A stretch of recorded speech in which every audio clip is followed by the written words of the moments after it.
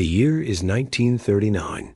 German generals, studying the lessons of the First World War, need a weapon that can keep up with the rapid thrusts of blitzkrieg. Emerges from this doctrine is a strange-looking vehicle, traditional tank, but an assault gun, built on the chassis of the Panzer III. German High Command, the StuG is a practical weapon. In Barbarossa, the German war machine turns east, and the StuG III rolls into the vastness of Russia. Coordinated Soviet forces in the early months, StuGs become reapers of the battlefield. Soviet tanks lumber into view. The German crews strike first. Blitzkrieg crashes into France. StuGs rumble forward alongside panzers, pinned down by machine gun nests, surge forward in their wake. And who crew it? It is home, coffin, and weapon all at once. Side a StuG, 5 men are crammed together.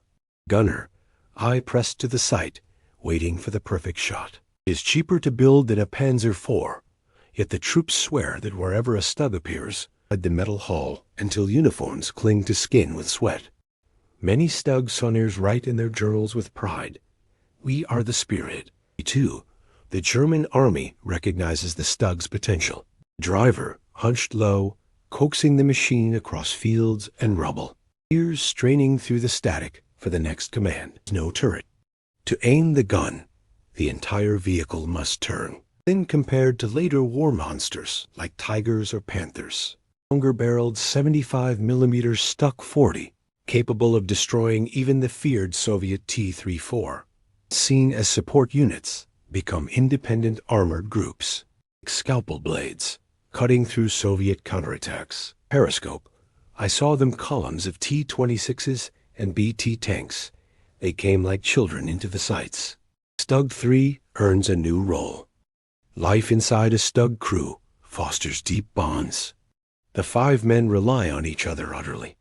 A driver who jerks the machine at the wrong moment can ruin a gunner's shot. A loader who fumbles a shell can doom them all. Crew no turret. If flanked, it is vulnerable. Its armor, while sloped, cannot withstand the heaviest guns. And Soviet T-34s are appearing in greater numbers, faster than German industry can respond. Some StuG crews notice a neutral StuG platoon destroys 7 Shermans in a matter of minutes. Yet the Germans are forced to retreat. Why? Because behind the burning wrecks, more Shermans rumble forward, accompanied by artillery and aircraft. A German survivor later summarized the frustration. Our gun was sharper. Our aim was better. Yet the battle belonged to them, for they could afford to lose what we could not. The psychological toll grows. StuG crews, once supremely confident, not because it is the most powerful, but because it is the most relentless. The story of StuG III dominance is about to give way to something new, the grinding, endless duels against the Sherman. In the deserts of North Africa, 1942, the dust swirls as the Afrika Korps prepares for another battle. German StuG III crews, seasoned. At first, the Germans laugh. Another allied, inferior tank, they assume. But when the first StuG crews actually face Shermans in battle, their laughter dies quickly. A StuG commander in late 1942 writes 10, 20 at a time. A German gunner squeezes the trigger. A Sherman erupts in flame. Another shell slams into a second target. For a moment, it seems the StuGs will have their easy victory, but the Shermans keep coming. For every tank destroyed, 2 more roll forward. Their radios crackle with those develop rituals. Some keep Lucky Charms bolted to the hull. Others paint kill rings on the gun barrel, tallying destroyed tanks. Many give their StuG nicknames: Iron Fist, Black Devil, Gretel. At night, serves. We kill them, but they return. We are butchers in a slaughterhouse, yet the carcasses keep walking. For the StuG crews, each duel feels like emptying buckets of water onto a flood. No matter how many Shermans they destroy, more crest the horizon. Despite early arrogance, the German crews grow to respect their new adversary. The Sherman's mobility, supported by months of fighting the British, first glimpsed the new American arrival. the M4 Sherman tank. To the Germans, it looks odd. Its hull is tall, its turret squat, its armor rounded in strange curves. Compared to the low, predatory stance of the StuG, to his wife, the Americans are here. Their tanks are not beautiful. They look tall, awkward, like toys. But they come in great numbers, always more of them. We destroy them, yet still they advance. This is not like the French. This is something else.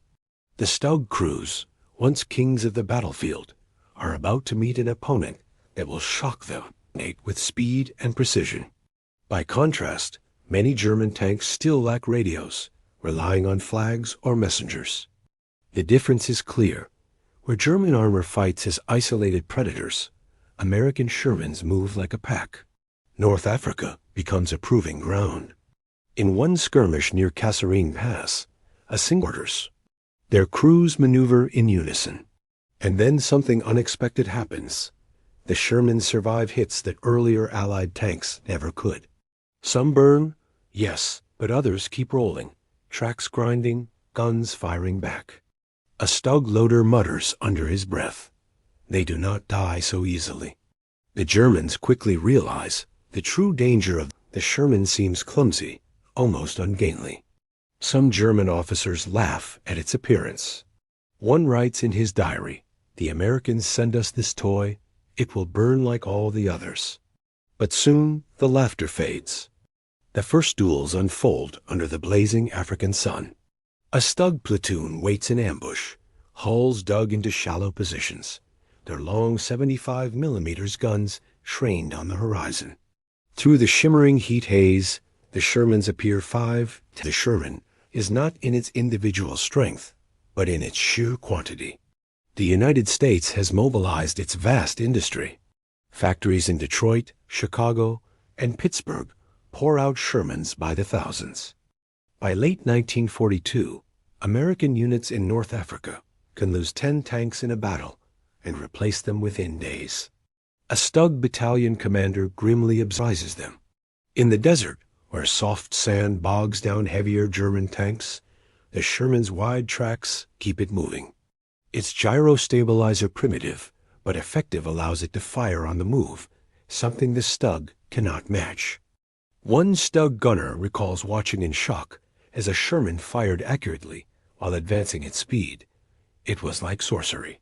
We fired from stillness. They fired while flying at us. It unnerved us greatly. The Shermans are also fitted with reliable radios, allowing American units to coordinate in North Africa. Another clumsy Allied design, one lieutenant scoffs in 1942. It will burn like the rest. They have no idea how wrong they are. They huddle outside the machine, brewing coffee over small fires, swapping stories, cleaning weapons. Each man knows the thin steel armor is the only thing between them and death. But even in these years of dominance, weaknesses show. The StuG has a trend. For every Soviet tank they destroy, another to appear. German confidence remains, but unease grows. And then, in the West, word spreads of a new arrival on the battlefield. Reports from Rommel's Afrika Korps tell of strange, boxy American machines rolling into North Africa, the Sherman tanks. The crews grow cocky. Many believe that no Allied tank can withstand their guns. They nickname their vehicle the Panzerger's friend. Tank killers, ambush predators. In diaries, some commanders even dismiss the American Sherman, which they have only heard rumors about from the Desert War